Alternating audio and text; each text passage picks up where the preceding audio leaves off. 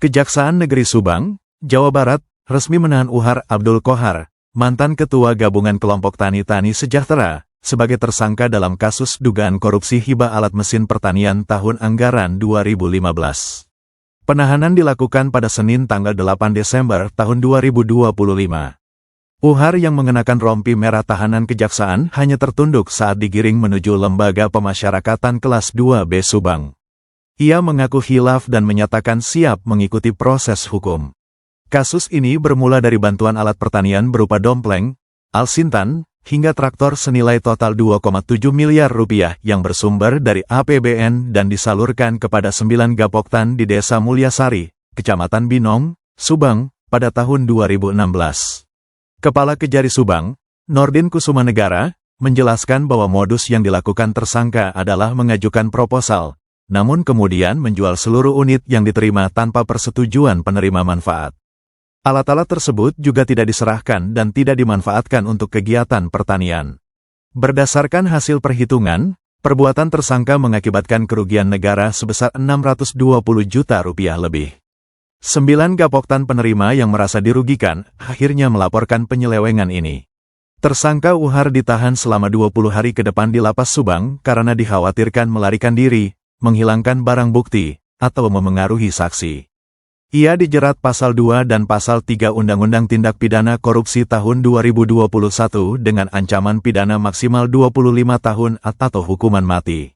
Selain menjual alsintan, tersangka juga diduga memalsukan dokumen proposal untuk memperoleh dana CSR.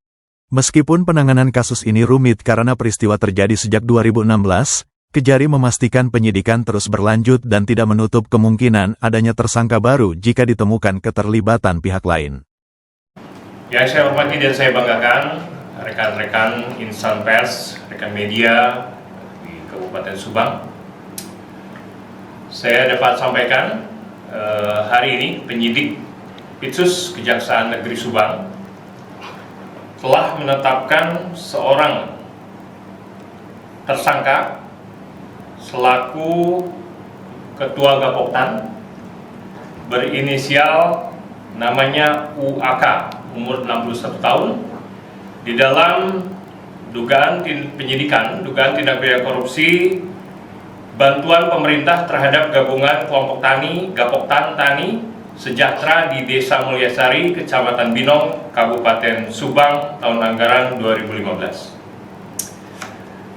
Dapat saya sampaikan, adapun kerugian negara dalam perkara ini sesuai perhitungan kerugian negara dari KAP senilai 620.712.270 rupiah.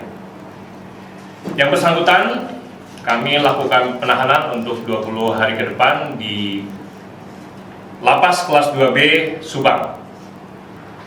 Yang bersangkutan ditetapkan sebagai tersangka oleh penyidik karena dikhawatirkan melarikan diri, mengulangi perbuatan dan